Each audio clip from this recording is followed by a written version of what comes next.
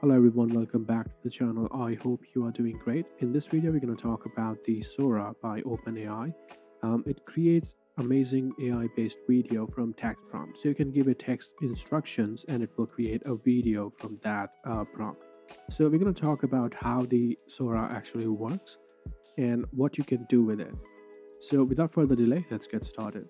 So first of all, let's talk about the working principle of the Sora.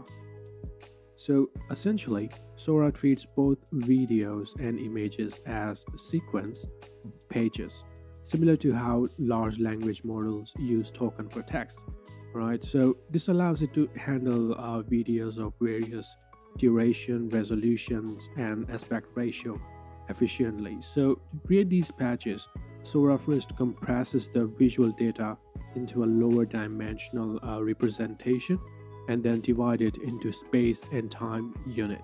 Now, one important thing here is that the Sora is a diffusion model, which means that it starts with a random noise, kind of like random pixels, you can say, and gradually refines that into a clear image and video based on your text prompt or any other input. It uses a transformer architecture similar to other GPTs, and it has proven successful in various domains like language modeling and image generation. So OpenAI has used the same architecture, the Sora as well.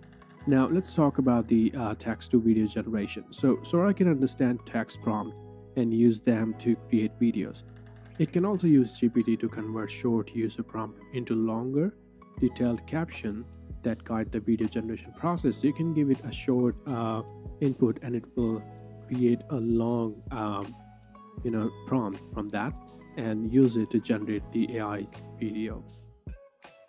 There are some other additional features, for example, prompting with image and video. So Sora can generate new videos based on existing images or videos.